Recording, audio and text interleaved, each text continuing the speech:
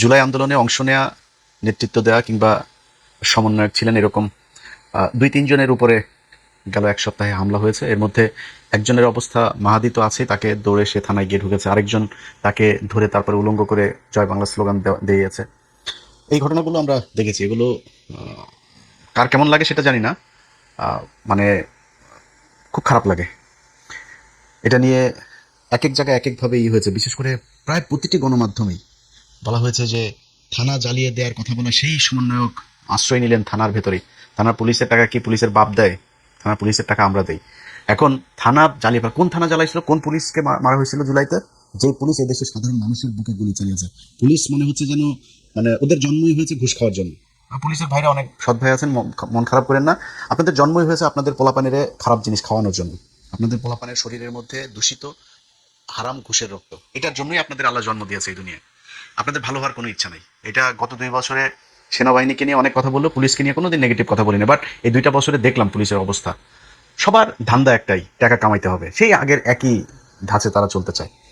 তো আপনাদের এইখানে যারা জুলাই আন্দোলনে দোসর হয়ে কাজ করেছে, হাসিনার খুব কাছাকাছি ছিল, তাদের বিরুদ্ধে হত্যা মামলা হয়েছে, একাধিক হত্যা মামলা। তাদের কারোর বিরুদ্ধে পুলিশ ব্যবস্থা নিচ্ছে না, সব ভালো মানুষ তারা। তো এগুলো আমরা দেখবো, অনেকগুলো নাম তো আছে আমাদের কাছে। সেগুলোর ব্যাপারে যদি চূড়ান্ত পুলিশ যদি ব্যবস্থা মানে কোনো পদক্ষেপ নেয় তাদেরকে বাঁচানোর জন্য, সেক্ষেত্রে তো আমাদেরও সে পুলিশের ব্যাপারে সেরকম পদক্ষেপ নিতে হবে। তো এখন বলা হলো যে পুলিশের থানা পুড়িয়ে ফেলা, সে থানা তো বাংলাদেশে একটা দুইটা পড়ে নেই, খালি মাহাদির ওইখানেই থানা পোড়ায়নি, সারা বাংলাদেশে থানা পোড়ানো হয়েছিল। তো সেটা কি অপরাধ ছিল? এই বিপ্লবটা কি তাহলে মিথ্যা ছিল? এখন এই মুহূর্তে এই জিনিসটাকে হাস্যকর একটা জিনিস বানিয়ে ফেলা হয়েছে। মানে জুলাইয়ের এদেরকে নিয়ে দেখেন আপনি সোশ্যাল মিডিয়াতেও, মানে আওয়ামী লীগের লোকজন তো আছেই, তারা ব্যাপক আকারে মজা নিচ্ছে এগুলো নিয়ে। প্রশ্ন হইল এই দায়টা কার? আমি আজকে থেকে 1 বছর আগে একটা কথা বলেছিলাম যে এই সমন্বয়করা রাস্তাঘাটে, এই যারা ছাত্র নেতা আছে রাস্তাঘাটে পিকনিক হবে। আজকে শুরু হয়েছে কিনা? ছাত্রদের এতগুলো মানুষের রক্ত বিক্রি করে যারা নিজেদের পকেট গুছিয়েছে, এরা নাকি এদের কিছুই নাই। তোর বাইনারি অ্যাকাউন্টটা, তোর ক্রিপ্টো কয় টাকা আছে ওইটা আমাদের দেখাইস, তাহলে বুঝবো যে কার কয় টাকা আসছে বা নাই। তো টাকা পয়সা তো সব ক্রিপ্টোতে ইনভেস্ট করা হয়েছে, যে কারণে বাংলাদেশে এখন এটা দেখা যাবে না। এখন এই সমন্বয়ক বা মানে সবচেয়ে উপরে যে নেতারা আছে, আমি খুব অবাক হয়ে দেখলাম এই গেল 2-3 দিনে যে ঘটনাগুলো, আরে ভাই এটা নিয়ে তো দেশের তুল কালাম বাঁধায় ফেলার কথা। বিশেষ করে এনসিপি, তাদের কোনো প্রতিক্রিয়া নাই। অ্যাজ ইফ যে এটা খুব স্বাভাবিক একটা ব্যাপার, তাদের কেউ না, তারা ভালো আছে, তারা কেউ কেউ এমপি হয়েছে, কেউ কেউ সামনে মন্ত্রী টন্ত্রী হইতে পারে। তো ওনারা খুব ভালো, ওনাদের আর অন্য কোনো সমস্যা নেই। যারা জীবন দিয়ে ওনাদেরকে এখানে বসাইলো, তাদের কোনো খোঁজ খবর নাই। এটা আজকে থেকে না, আমাদের সাথে আজকের এই এনসিপি বলেন, ডক্টর ইউনুস বলেন, ডক্টর ইউনুস আপনারে নিয়ে এখন এই যে দিনে 3টা 4টা করেও কোনো কোনো পত্রিকা নিউজ করে না, ন্যাংটা বানায় ফেলতেছে। এটা আমাদের দেখলেও খারাপ লাগে। আপনি আপনার বাপ চিনতে ভুলে গেছেন। আপনার আসল বাপ কারা, আপনারা আসলে আপনার পক্ষে কারা, এটা আপনি মূল্যায়নও করেন নাই, এটা আপনি বুঝেনও নাই, বুঝতে পারেনও নাই। যাদেরকে সুযোগ সুবিধা দিয়ে আব্বা ডেকে তারপরে আমরা যাদের বিরুদ্ধে কাজ করতে গেছি, যেসব সাংবাদিকদের বিরুদ্ধে আমরা বাই নেমে পোস্ট করেছি, তাদের বিরুদ্ধে আপনার পদক্ষেপ নেন নাই, তাদেরকে বসিয়ে রেখেছেন। তারাই এখন আপনাকে সবল দিচ্ছে। আপনার বাপ না তারা, সে বাপরা এখন আচরণ কি করে ওইটা বুঝতে পারবেন। আমরা কিন্তু এখন কিছু বলি না, আপনারা কিন্তু চুপ আপনার ব্যাপারে। এখন আমরা মজা নিচ্ছি। তারা আপনারা নিয়ে বলে না, তাদেরকে নিয়ে সরান নাই। তখন আপনারা নাম দিয়েছিলেন মব সৃষ্টি করা হচ্ছে। সেই মব আজকে দেশে নাই। আপনাদের সকল যে মব সেটা নাই। এখন প্রতিদিন রেপ হয়, প্রতিদিন মানুষ খুন হয়, প্রতিদিন চাঁদাবাজি হয়, সব কিছুই হচ্ছে, কিন্তু মব কিন্তু দেশে নাই। এখন আজকে কারা করে? আজকে ইলিয়াস পিনাকি কনকি কই ওনাদের তো কোনো লোকজন তো এখন আর রাস্তায় নাই। এখন মবটা কারা করে? এখন এগুলো মারামারি, এই হত্যা, ধর্ষণ, লুটপাট, চাঁদাবাজি প্রতিদিন চলছে, এগুলো কারা করে? আমরা করি। এই ইউনুস, তার আশপাশের লোকজন, এমনকি এই ছাত্রদের ভেতরেও কেউ কেউ, তারা সুশীল সেজে গিয়েছিল, সাদা সাদা পাঞ্জাবি গায়ে দিয়ে বিশাল রাজনৈতিক নেতা হয়ে গেছে। পাশার চামড়া বাবা থাকবে না। তোমরা যেখানে যেখানে কাজ করা দরকার, একটা জায়গার মধ্যে তাদেরকে আমরা কোনো জায়গায় পাইনি। এই যে বিডিআর এর লোকগুলোর ব্যাপারে কতদিন নাম ধরে আর বললাম না, কতদিন এই কেন্দ্রীয় এই এনসিপির এই পোলাপানগুলোরে বলছি যে ভাই ওইখানে ওদের একটা হবে, একটু যায় অ্যাটেন্ড করেন। আরে ভাই কিছু না হইলেও তো সারা বাংলাদেশে 18,000 বিডিআর, এই বিডিআর এর 18,000 বউ বাচ্চা ছেলে মেয়ে সহ আরো 5 গুণ লোক তোদের সাথে থাকতো থাকতো না? 18,000 সব ট্রেন লোকজন, এই ট্রেন লোকগুলি তো তোদের একটা বিশাল অ্যাসেট হইতে পারতো।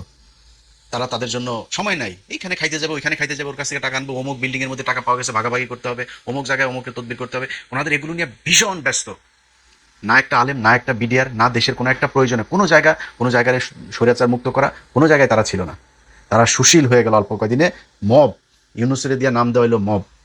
আজকে ওই যে ওরা নাম দিয়েছে ডাস্টবিন শফিক, ডাস্টবিন শফিক তুমি কোথায়? তোমার এখন লন্ডনে গেলেও পেদাবে, স্পেনে গেলেও পেদাবে, আমেরিকায় গেলেও পেদাবে। আমরা কিন্তু এগুলো সামাল দিতে দিতে আমরা এখন ট্রেন আপ হয়ে গেছি। আমরা জানি যে আমাদের কেমনে একা চলতে হয়। আমাদের আল্লাহর রহমতে আমরা ওইভাবে চলি।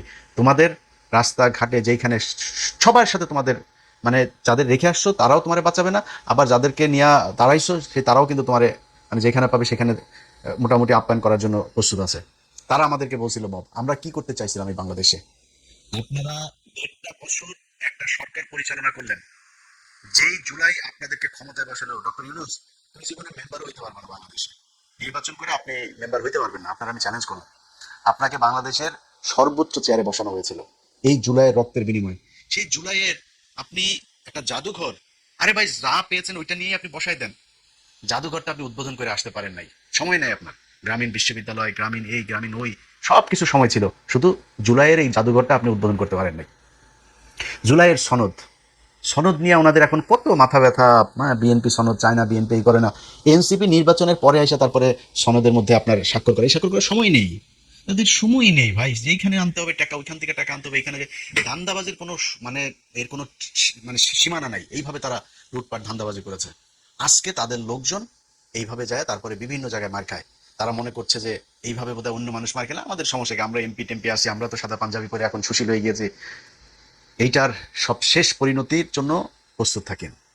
কারণ আপনি মনে করেন না যে আজকে তার ওই আপনার মাহাদির উপরে হামলা হয়েছে বলে আপনি নিরাপদ, এটা মনে করার কোনো কারণে। আপনি যতই আওয়ামী লীগের লোকজনের নিয়ে আপনি করেন, আওয়ামী লীগের লোকজনের টাকা পয়সা নিয়ে আপনি চলেন, আওয়ামী লীগের লোকজনের আপন মনে করেন, এই দেশে যদি কোনোদিন আওয়ামী লীগ আসে তাইলে সেদিন আপনার পিঠের চামড়া, পেটের চামড়া, নিচের চামড়া টামড়া কোনো কিছু থাকবে না, একদম ঝুলাই ফেলবে আওয়ামী লীগ বাংলাদেশে ঢুকে। তো এইটা আপনার মাথায় রাখতে হবে যে আপনার মূল শত্রু কারা, আপনি কাদেরকে ক্ষমতায় বসায় তারপর আপনি নেতা হয়েছেন, কোন আন্দোলনটার কারণে আপনি আজকে নেতা, সেটা আপনার মাথায় রাখা উচিত।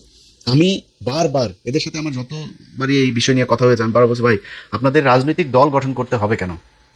কোনো রাজনৈতিক দলকে না, 5 তারিখের একটা আন্দোলন, আপনি আপনি রাজপুত্র, সারা জীবন বাংলাদেশের রাজপুত্র হয়ে থাকবেন। কোনো জায়গায় কোনো সমস্যা হবে আপনি গিয়ে দাঁড়াবেন, আপনার লোকজন নিয়ে দাঁড়াবেন যে এখানে এটা হইতে পারবে না। মারামারি করার দরকার নেই, কাউরে মারার দরকার নেই, আইন হাতে তুলে নেওয়ার দরকার নেই। আপনি যা বলবেন আমি এখানে জনগণের পাশে আছি, আজকে গ্যাসের দাম বাড়াচ্ছে আমি জনগণের পাশে আছি, আমি জনগণের হয়ে এই কথাটা বলবো। ও একটা জায়গায় একটা সাধারণ মানুষকে মারছে, আপনি যা বলবেন ভাই এই মানুষটাকে মারা যাবে না, এটা অন্যায়। আপনি এইভাবে থাকতে পারতেন সারা জীবন। 5 তারিখে তো আপনার কোনো সংগঠন ছিল না। ওরা বলছিল ভাই সংগঠন না হলে তো আমরা করতে পারবো। 5 তারিখে আপনাদের কোথায় সংগঠন ছিল? 5 তারিখে এই দেশের মানুষ আপনাদেরকে নেতৃত্ব দেয় নাই, আপনাদের পেছনে মানুষ এসে জীবন দেয় নাই, আপনাদের কথা এই দেশের সারা দেশের মানুষ উঠে বসে নাই, করছে তো সবকিছু। কিন্তু আপনি এখন রাজনীতি করতে আইসা যা কিছু এই গত মানে জুলাইয়ের আন্দোলনে যেটা অ্যাচিভ করেছিলেন তার পুরোটা হারিয়েছেন। মানে এই শরীফ ওসমান হাদি মারা গিয়েছে না?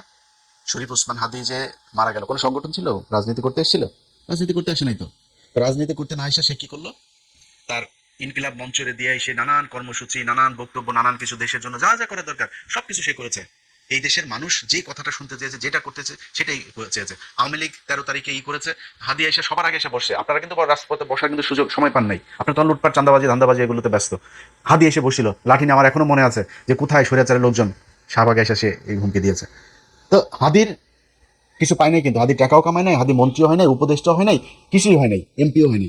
কিন্তু হাদি যেটা হয়েছে, আপনারা সবগুলো সমন্বয় মিলেও যদি এখন মারা যান না, মারামারি মানে পাত্রা পায়খানা হয়ে মারেন আর যুদ্ধ করে মারেন, যেমনি মারেন, হাদির সম্মান কিন্তু আপনি পাবেন না। আজকে মার খেলে যেমন রিয়েক্টের বন্যায় যেমন ভাসছেন না, আপনি এই মারা গেলে এই একই অবস্থায় হবে। আপনাদের জুলাইকে হাস্যকর বানিয়ে ফেলা হয়েছে। আপনারা শাওন আজকে বলে যে জুলাইয়ের এটারে নিয়ে মানে হাস্যরস করে, জুলাইয়ের একটা স্তম্ভের মধ্যে আগুন দিয়েছে সেটারে নিয়ে করে সে মানে এই তার ফেসবুক অ্যাকাউন্টের মধ্যে সে পোস্ট করে ডাইরেক্ট ওপেনে এই দেশে করার সুযোগ পায়। আপনি কথা বলেছেন, আপনার একটা বিষয় নিয়ে কথা বলে দেখেন তো তারপরের দিন পারে কিনা। এখন কিছু কিছু লোকজন সাংবাদিক পরিচয় দিয়ে তারপরে টকশোতে যায় সরাসরি হাসিনার পক্ষে কথা বলছে। আপনাদের মুখে জবানে আপনারা এখন চুচিল, আপনাদের মতো এরকম বালের চুচিল বাংলাদেশে বহুত আছে। সেই চুচিলদের মানুষ হুটকিও মারে না, বুঝেন না?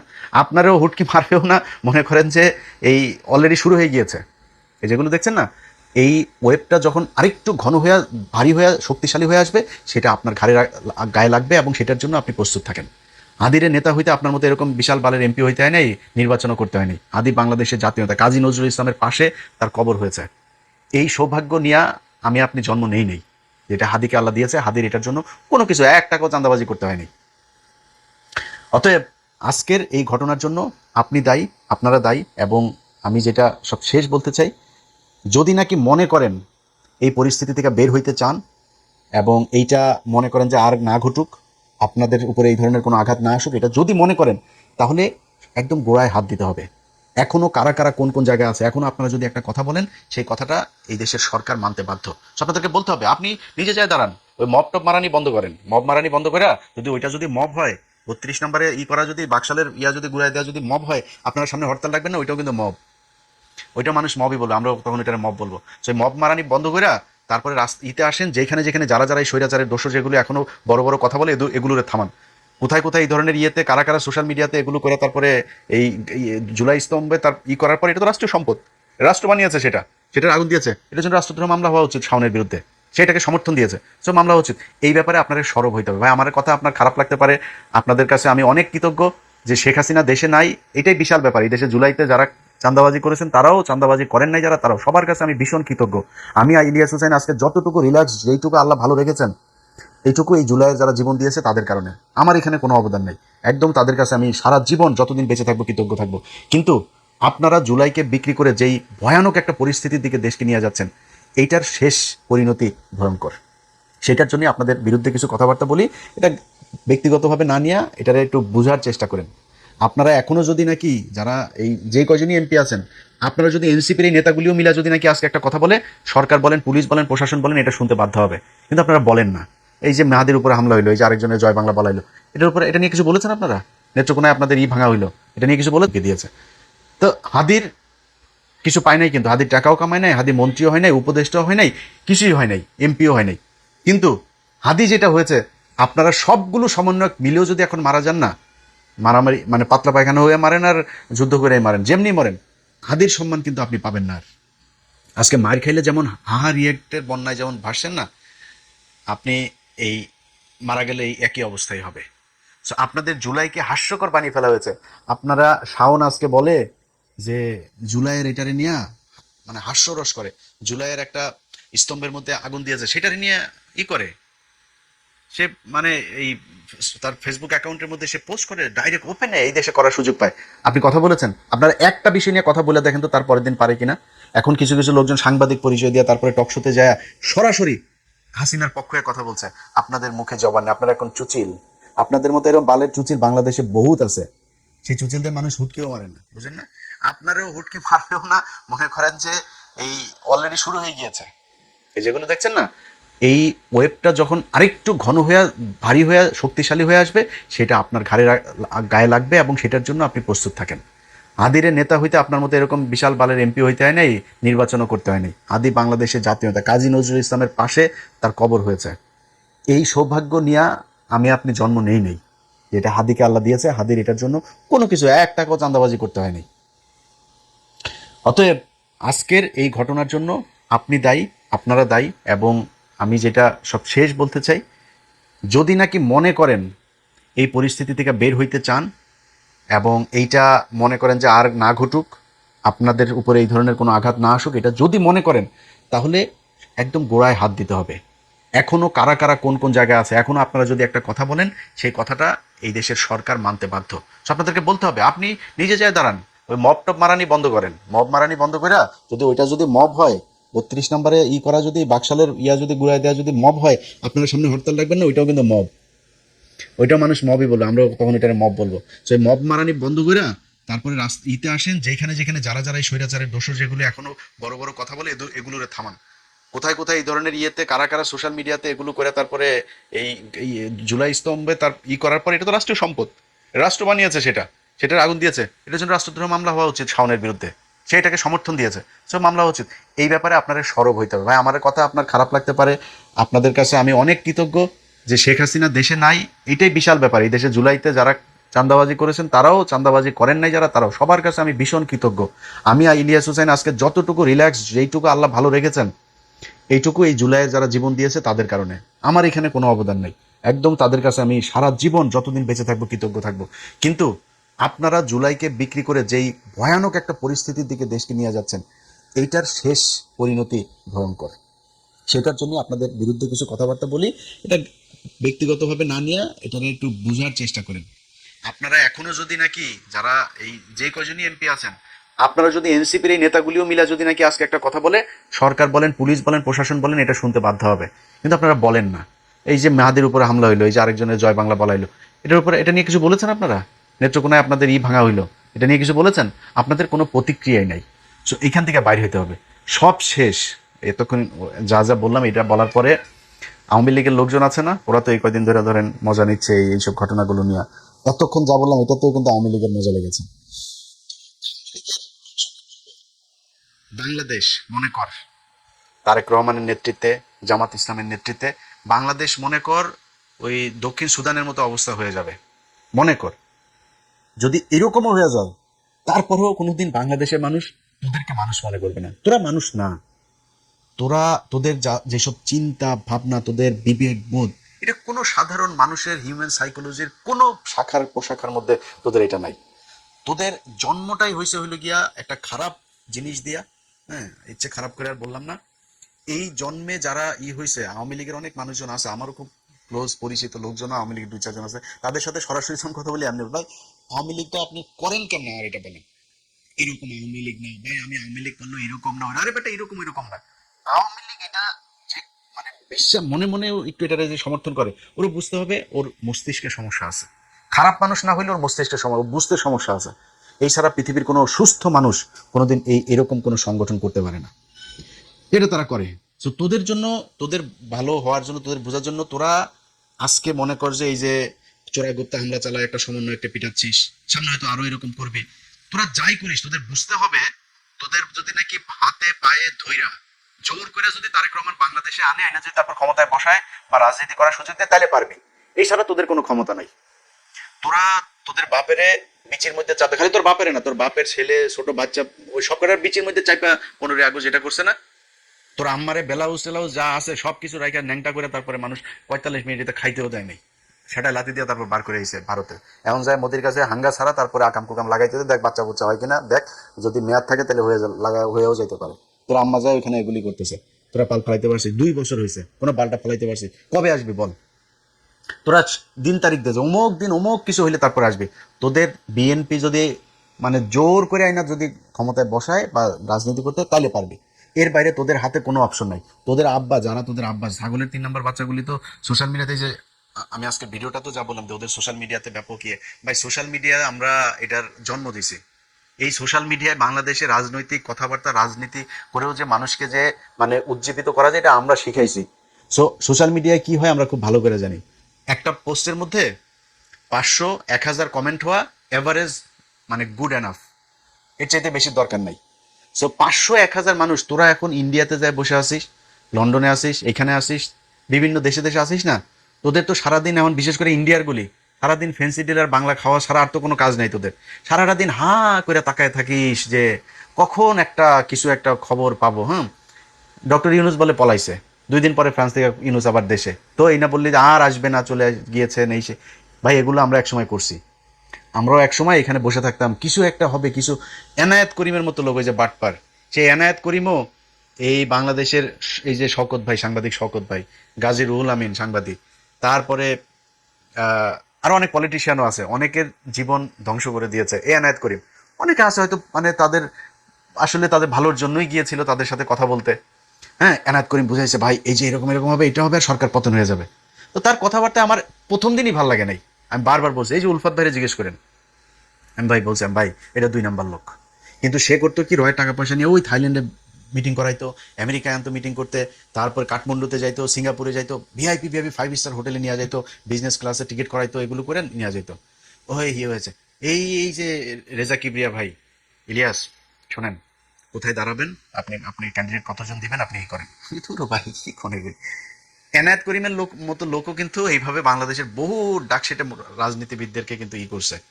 এই যে আজকের স্পিকার মেজর হাফিজ ভাইটা এদেরকেও অনেকটা বায়াস করে ফেলছিল। হ্যাঁ, অতএব আমরা এগুলো পার করে আসছি গেল 15 বছর। তোমরা তো মাত্র শুরু করলে, আমাদের কাছে তোমরা দুগ্ধ শিশু। তোমরা এখন এগুলো কিছুই বুঝো নাই, বহুত সময় আছে। তোমার আম্মার সাথে যায় আওয়ামী লীগের সব নেতারা এখন কথাও বলে না, কারণ তোমার আম্মার কেবলা আবার আরেক 2টা হয়েছে। রেহানা আপা এক কেবলা, তোমার ওই যে এই 5,500 বিজ্ঞানী আবার আরেক কেবলা, ওইদিকে পুতুলও আবার আরেক কেবলা হইতে চায়, বাট ওইটা একটু ঠান্ডা আছে। এদিকে এই তিন ক্যাবলা কিন্তু এখন কামড়াকামড়ি চলছে। তোমাদের বড় বড় নেতা যারা আছে ওদেরকে জিজ্ঞেস করো, তোমাদের এখন কেবলাই ঠিক করতে পারো না যে কোন দিকে। কেউ কেউ চিন্তা আছে না হাসিনা থাকা অবস্থায় তো আর হবে না, এখন রেহানা চায়, কিন্তু হাসিনা মারা গেলে এখন রেহানার দিকে যাবে। ওইদিকে রেহানার ছেলেটা আবার ব্যাপক আকারে উত্তেজিত হয়ে আছে, কোনোভাবেই জয়ের দিকে যাইতে দেওয়া যাবে না। ওই যে ববি না কি যেন নাম, এই নিয়েই চলছে অনেক কিছু। সো তোমরা আগে ওইদিকে ঠিক করো, হ্যাঁ ঠিক করে এরপরে বাংলাদেশে তোমাদের যদি এখন নির্বাচনে আসতেও দেওয়া হয়, নির্বাচনে আসতে কি করবা? বিএনপি তোমাদেরকে যতই তুলু তুলু করুক, ক্ষমতার প্রশ্নে বাংলাদেশে তোমরা রাজনীতি কি করে আমরা জানি না, আপন ভাইরেও তুমি জায়গা দিবে না কেউ। ভাই এসে যদি কালকে বলে যে আমি নির্বাচন করবো, তাহলে বড় ভাই ওরা খাইয়ে দেওয়ার চেষ্টা করবে। সো তোমরা বাংলাদেশে আসবা, ক্ষমতায় যাইতে চাবা, আর বিএনপি তোমাদেরকে বসায় রাখবে, পাশার চামড়া ঠিক থাকবে না। অতএব আওয়ামী লীগের এই ভিডিও, এইসব আমাদের এইসব ভিডিও কথাবার্তা দেখা খুশি হওয়ার কিছু নাই বাবা। তোমাদের জন্য কোনো খুশির খবর আপাতত আগামী 20 বছরে নাই। 20 বছর পরে ওয়েট করো। যা হচ্ছে এই দেশে, এই যে সমন্বয়ক টমন্বয়ক যারা আজকে মার খাচ্ছে, ছাত্র নেতা যারা মার খাচ্ছে, তারা কিন্তু টাকার জন্য আন্দোলন করে নাই, তারা পদের জন্য এমপি মন্ত্রী হওয়ার জন্য আন্দোলন করে নাই, তারা দেশের জন্য আন্দোলন করেছে। এই পরিস্থিতি যদি চলতে থাকে, ওই কেন্দ্রীয় যারা আছে ওরা যদি আগায় নাও আসে না, এই দেশে কেউ না কেউ দাঁড়ায় যাবে আবার।